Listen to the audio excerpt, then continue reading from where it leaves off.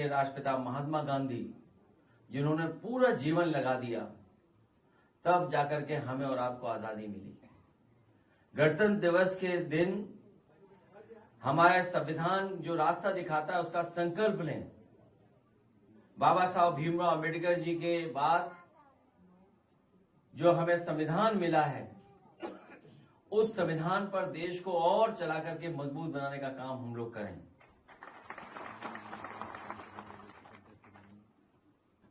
साथ ही साथ ये भी संकल्प लें और हम देखें कि हमारा देश कहां खड़ा है दुनिया के सामने। जिस समय आजाद हुआ देश और आज इतने आजादी के बाद हमारा देश तुलना में कहां खड़ा हुआ है। गरीबी, बेरोजगारी, महंगाई और किसान की हमारी क्या हालत है। एक तरफ तो जहां तरक्की और खुशहाली दिखाई दे रही है, वहीं दूसरी तरफ हम लोग देखते हैं आज भी बुनियादी सुविधाएं लोगों के पास नहीं पहुंची हैं। आज भी हमारा देश तमाम उन चीजों का मुकाबला कर रहा है, चुनौतियों का मुकाबला कर रहा है जो देश के सामने हमारी चुनौतियां हैं। कई बार हम लोग अखबारों में पढ़ते हैं कि दुनिया में जगह जगह पर घटनाएं हो रही हैं। शायद किसी ने ऐसा सोचा भी नहीं होगा कि एक देश का राष्ट्रपति दूसरे देश का राष्ट्रपति को अपहरण कर करके ले जाए। न केवल अकेला बल्कि अपने परिवार के साथ उसको ले गया। वहीं बगल में हम लोग देखते हैं कि 4 साल से युद्ध चल रहा है। अभी कुछ दिन पहले खबरें सुनने में आई थी कि कुछ समझौता होना शुरू हुआ है, लेकिन एक देश ने कहा कि जब तक हमारी जमीन को लेकर के बात साफ नहीं होगी तब तक समझौते की बात नहीं हो पाएगी। 4 साल से युद्ध चल रहा है। फिर वहीं सुनने को मिलता है कि यही हम इसको मानेंगे, नॉर्मल चीजें मानेंगे। आज के जमाने की नॉर्मल चीज को हम इस मानेंगे, घटनाएं होती रहेंगी, झगड़ा होते रहेंगे और हमको अपना जीवन भी नॉर्मल जीते रहना पड़ेगा। वहीं जब हम अपने देश को देखते हैं, ये सरकारें जो बड़ी बड़ी बातें बता रहे हैं, मैं कई ऐड देख रहा था आज अखबार में। बहुत से साथियों ने सुना होगा कि एक चर्चा में जब अर्थव्यवस्था की बात आई तो कहा कि आपके देश में पॉल्यूशन बहुत है। आज जब मैं एक अंग्रेजी अखबार पढ़ रहा था तो उसमें ऐड निकला है कि हमारे पानी के अंदर क्या क्या है। हमारे देश की लगभग 70 नदियां लेड पॉल्यूशन में अलार्मिंग है। हमारे देश की नदियों में यूरेनियम है। जो ग्राउंड वाटर के सैंपल आते हैं उसमें यूरेनियम निकलता है। कई जगह का जो पानी हम लोग देखते हैं कि बहुत खतरनाक है, उसमें आर्सेनिक है। और फिर कई जगह पानी में हम लोग देखते हैं मरकरी है। जो मरकरी हमारे शरीर में जाएगा तो सोचो कैसा असर छोड़ेगा। कई जगह जो इंडस्ट्रियल वेस्ट है और जब हम पानी उसके सैंपल लेते हैं तो वो अनसेफ दिखाई देता है, पीने लायक नहीं है, उसमें पेस्टिसाइड्स है। सोचो पानी में पेस्टिसाइड्स हो, आर्सेनिक हो, यूरेनियम हो, और फिर ये जो बातें बताई जा रही हैं वो बता रहा है एक कंपनी जो पानी का सप्लाई देना चाहती है साफ सुथरा। सोचिए एक्वा गार्ड कंपनी बता रही है कि आपके पानी में ये चीजें हैं, इसलिए आपकी नदियां नहीं शुद्ध हैं, ग्राउंड वाटर शुद्ध नहीं है, जहां कहीं पानी है वो सब खराब है, आप हमारी मशीन खरीद लो तो पानी साफ आएगा। सोचो हमारी सरकार को पता ही नहीं है कि पानी में क्या क्या है, लेकिन जिन्हें कारोबार करना है उन्हें पता है कि पानी में क्या क्या है। एक बहुत बड़ा विज्ञापन देखने को मिला और वो अंग्रेजी अखबार में जो लिखा है वो लिखा गया है कि एक कदम हम उठाएं, आगे बढ़ाएं कदम और भारत को सोने की चिड़िया बनाएं। सोचो सोने की कीमत आज क्या है बाजार में। अखबार में विज्ञापन है कि हम सब लोग मिलकर के भारत को सोने की चिड़िया बनाएं। और फिर जब आप विज्ञापन को पढ़ोगे तो उस विज्ञापन में कहा जा रहा है कि आप सोना हमारे यहाँ रखवा दो तो आपको मुनाफा होगा। ये जो आप सोना रख रहे हो 25,000 टन, ये भी विज्ञापन ले लो आप। तो ऐसे बहुत सारे आज के अखबारों के मैं पढ़ रहा था, देख रहा था, तो ऐसे कई हैं विज्ञापन या कई ऐसी चीजें जिन पर हम लोगों को चिंता व्यक्त करनी। और गरीबी, बेरोजगारी, महंगाई कहां पहुंच गई सोचिए, और खासकर पीडीए के ऊपर कितना अन्याय हो रहा है उसकी हम और आप लोग कल्पना नहीं कर सकते। अस्पतालों में इलाज नहीं। कल ही एक फोन आया मेरे पास और कहा उसने कि हमारा मरीज अस्पताल में था और डॉक्टर छोड़ नहीं रहा है मरीज को, और इसलिए नहीं छोड़ रहा है क्योंकि अभी पैसे का भुगतान नहीं हुआ है। तो मैंने उनसे कहा कि ऐसा करो, हम मदद कर रहे हैं आपकी, डॉक्टर का इलाज बाद में हम लोग कर देंगे। लेकिन जब डॉक्टर साहब से निवेदन किया गया, उनके नर्सिंग होम के मालिक से निवेदन किया गया कि ऐसा मत करिए आप, कि मरीज को मत रखिए, आप उसको जाने दीजिए, तो डॉक्टर ने बात मानी, कुछ माफ भी कर दिया, कुछ हमने मदद कर दी। इससे ये हुआ कि मरीज अपने घर पहुंच गए। तो सोचो ये स्थिति है आज। इलाज कहीं सरकारी अस्पताल में नहीं। बताओ गरीबों का कहां अस्पताल में इलाज हो पा रहा है। अगर हम केवल अच्छी अच्छी बातें करें, ठीक बात है, तो अगर हम अच्छी अच्छी बातें करें लेकिन हम अपनी चुनौतियों को न स्वीकार करें तो हम अपने देश के साथ और अपने देश के लोगों के साथ धोखा कर रहे हैं। सोचो गरीबी कितनी है। हम प्रति व्यक्ति आय नहीं बता सकते। प्रति व्यक्ति आय कितनी है सरकार बता रही है इतनी है, लेकिन है ही नहीं वो आंकड़े भी सच नहीं है, क्योंकि हमें और सरकार को मिलकर के न जाने कितने गरीबों को खाने को देना पड़ रहा है। बेरोजगारी तो ऐसी कि डिग्री कितनी भी हासिल करो नौकरी नहीं है, रोजगार नहीं है। अभी अखबारों में निकला है और बहुत सारी चर्चा शुरू हो गई है कि नए जमाने में जो घर पे हम लोग खाना मंगा लेते हैं, जो तमाम योजनाएं चल रही है, राष्ट्रपिता महात्मा गांधी जिन्होंने पूरा जीवन लगा दिया, तब जाकर के हमें और आपको आजादी मिली।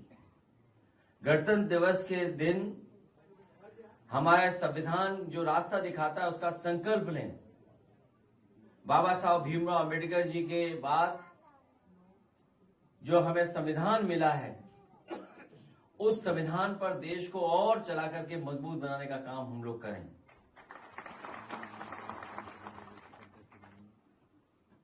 साथ ही साथ ये भी संकल्प लें और हम देखें कि हमारा देश कहां खड़ा है दुनिया के सामने। जिस समय आजाद हुआ देश और आज इतने आजादी के बाद हमारा देश तुलना में कहां खड़ा हुआ है।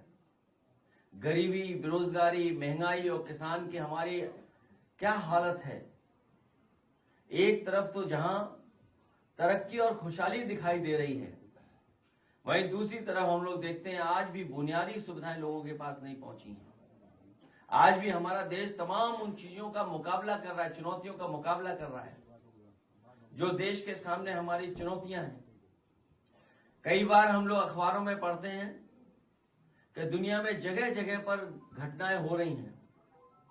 शायद किसी ने ऐसा सोचा भी नहीं होगा कि एक देश का राष्ट्रपति दूसरे देश का राष्ट्रपति को अपहरण कर करके ले जाए।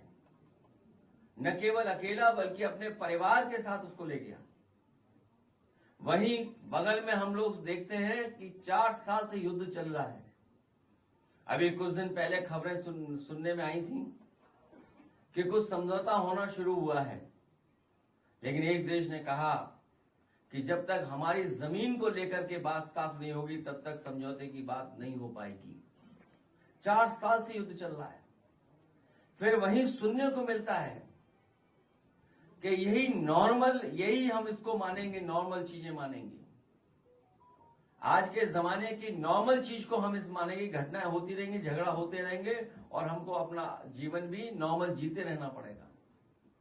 वहीं जब हम अपने देश को देखते हैं, ये सरकारें जो बड़ी बड़ी बातें बता रहे हैं, मैं कई ऐड देख रहा था आज अखबार में।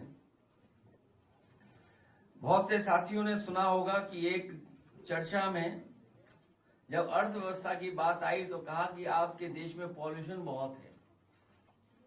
आज जब मैं एक अंग्रेजी अखबार पढ़ रहा था तो उसमें एड निकला है कि हमारे पानी के अंदर क्या क्या है। हमारे देश की लगभग 70 नदियां लेड पॉल्यूशन में अलार्मिंग है। हमारे देश की नदियों में यूरेनियम है। जो ग्राउंड वाटर के सैंपल आते हैं उसमें यूरेनियम निकलता है। कई जगह का जो पानी हम लोग देखते हैं कि बहुत खतरनाक है, उसमें आर्सेनिक है। और फिर कई जगह पानी में हम लोग देखते हैं मरकरी है। जो मरकरी हमारे शरीर में जाएगा तो सोचो कैसा असर छोड़ेगा। कई जगह जो इंडस्ट्रियल वेस्ट है और जब हम पानी उसके सैंपल लेते हैं तो वो अनसेफ दिखाई देता है, पीने लायक नहीं है, उसमें पेस्टिसाइड्स है। सोचो पानी में पेस्टिसाइड्स हो, आर्सेनिक हो, यूरेनियम हो, और फिर ये जो बातें बताई जा रही हैं वो बता रहा है एक कंपनी जो पानी का सप्लाई देना चाहती है साफ सुथरा। सोचिए एक्वा गार्ड कंपनी बता रही है कि आपके पानी में ये चीजें हैं, इसलिए आपकी नदियां नहीं शुद्ध हैं, ग्राउंड वाटर शुद्ध नहीं है, जहां कहीं पानी है वो सब खराब है, आप हमारी मशीन खरीद लो तो पानी साफ आएगा। सोचो हमारी सरकार को पता ही नहीं है कि पानी में क्या क्या है, लेकिन जिन्हें कारोबार करना है उन्हें पता है कि पानी में क्या क्या है। एक बहुत बड़ा विज्ञापन देखने को मिला और वो अंग्रेजी अखबार में जो लिखा है वो लिखा गया है कि एक कदम हम उठाएं, आगे बढ़ाएं कदम और भारत को सोने की चिड़िया बनाएं। सोचो सोने की कीमत आज क्या है बाजार में। अखबार में विज्ञापन है कि हम सब लोग मिलकर के भारत को सोने की चिड़िया बनाएं।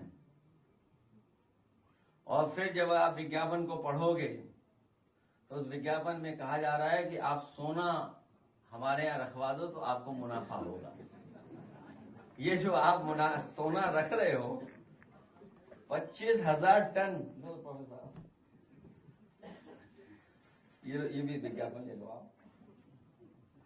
तो ऐसे बहुत सारे आज के अखबारों के मैं पढ़ रहा था, देख रहा था, तो ऐसे कई हैं विज्ञापन या कई ऐसी चीजें जिन पर हम लोगों को चिंता व्यक्त करनी।